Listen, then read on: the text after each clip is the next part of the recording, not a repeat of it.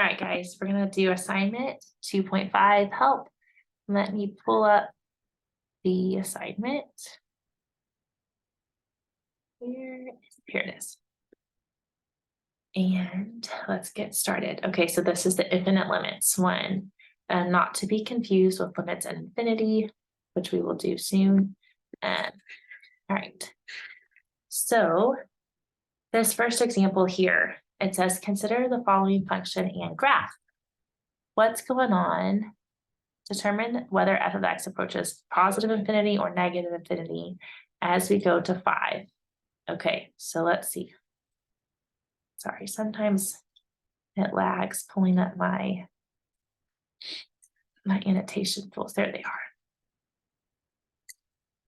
are. Okay, so 5 from the left. Where's 5? 5 is right here. The left of 5 would be smaller than 5, so we get on that, we're going up.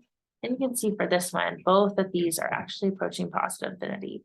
So we can say infinity for that one.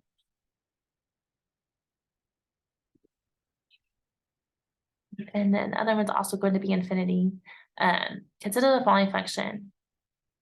So determine whether it approaches negative infinity, positive infinity from the left and right. So here we are at -2. Now, as I approach -2, there's that vertical asymptote that is a non-removable discontinuity. As I come to -2 from the left, I'm going down to negative infinity. From the right, I'm going up to positive infinity.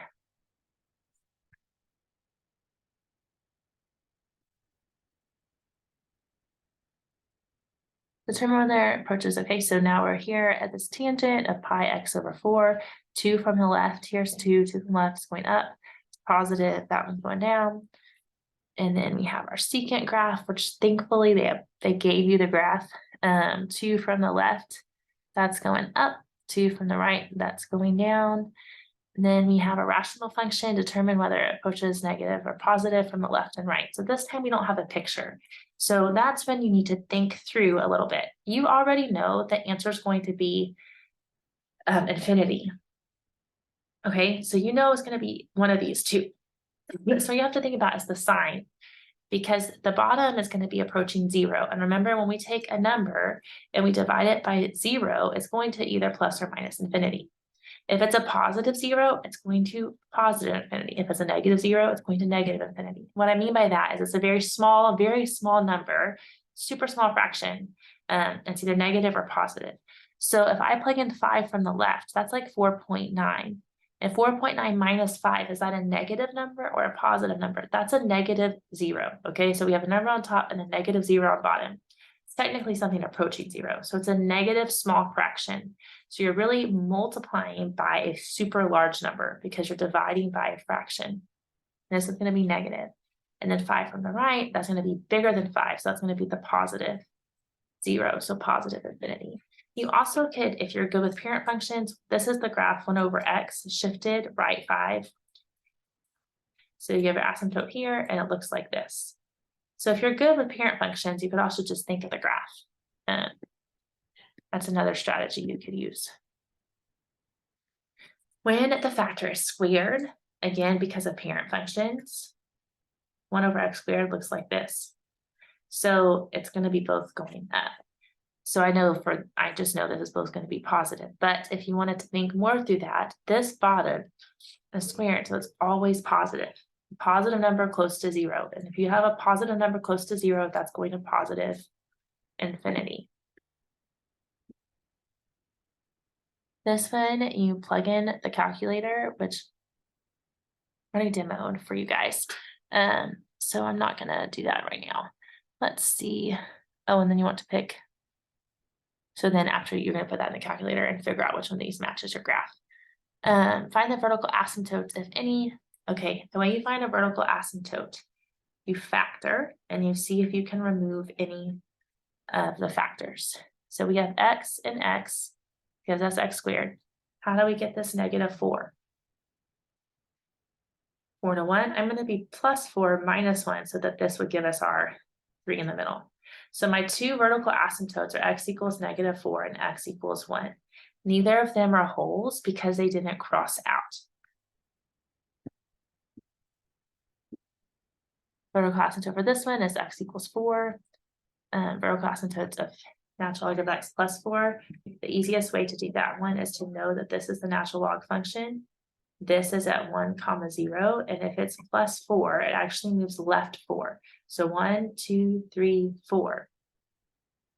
So that means 1, 2, 3, 4 is where your asymptote is, and this point is at 3, -3, 0. So your vertical asymptote is x equals -4 because it shifted the vertical asymptote over to the left 4. Let's see that one. So this is going to be 1 over x is going to infinity, or negative infinity. Which one? Let's see. If I'm from the left side, it's going to be negative infinity, and also 1 over x looks like this. So it's going down to negative infinity, and that just means it shifted that 4. So it's still going to negative infinity.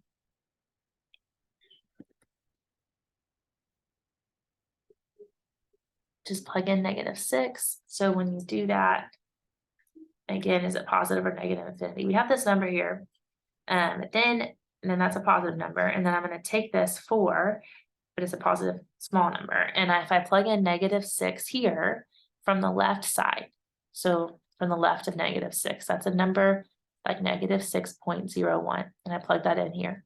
That's going to give you an overall negative value, which means this is negative infinity.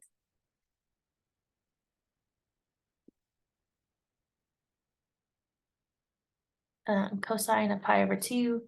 So think about your unit circle is how I usually do these. Cosine pi over 2. If you're coming from the right side over here, all of these x values are positive on this side. So this is a positive number close to 0, but you have a negative number on top and a positive on below. So that's going to be negative infinity. And skip that one. Let's see. This one is fine because the sign of 0 is just 0. So that limit you can just plug in 1/2 from the right.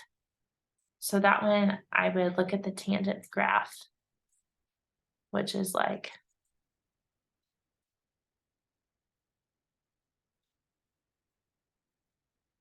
so 1/2, but pi x. Okay, so if I take 2 pi, divide it by pi, that means my period is then 2. So, oh no, I'm sorry, it's not 2 pi. The period is, for tangent, the period is just b over, it's normally pi. So you take this and divide it by pi, and so you would get the period being 1. So this would be 1. So 1/2 from the right. If you plug in tangent pi of 1/2, that's tangent pi over 2x. So that should be undefined. Let me come back to this one. Hold on just a second.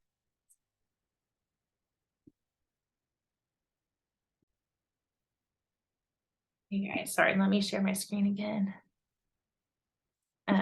Okay, so with tangent, I was saying the period is normally pi, which is true, and we do the pi, take b and divide it by pi divided by b, and we get, in this case, pi divided by pi, which is 1. And so when I get that, here are my tools.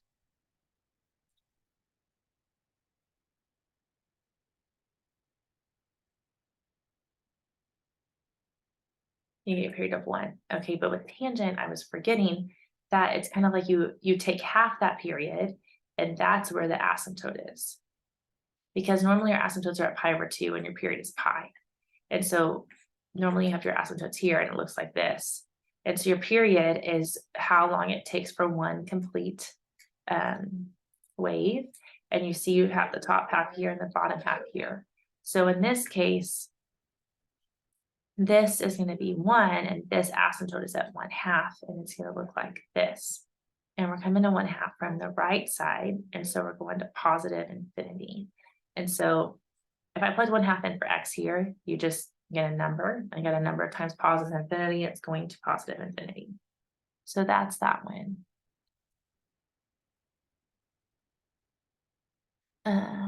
Okay, so this one you just have to think through what's going on here.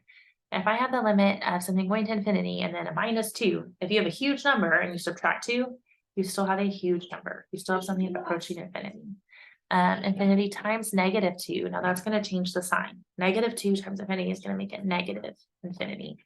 And g of x, -2 divided by infinity. Okay, remember I told you that infinity and 0 are kind of like reciprocals of one another. So if you have a number going over something approaching infinity, this goes to 0. And if you have a number over 0, that's going to positive or negative infinity, depending on the sign of these numbers. Okay, so a -2 over infinity is going to 0.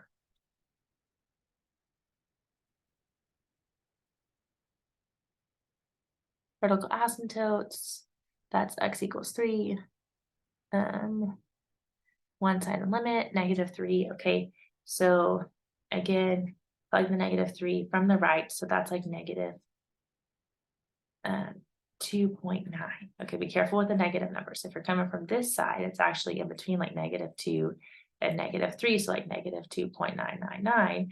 If you add that to 3, you get a positive number overall, so positive infinity. So sine of 0 is 0, but let's look here. And says we're coming from the right side of 0. So we're coming from positive side. So I have positive sign values up here. So that means you have 3 over positive 0, so positive infinity. So hopefully that helped you guys. If you're still confused, please reach out to me with questions and I will do my best to get back to you.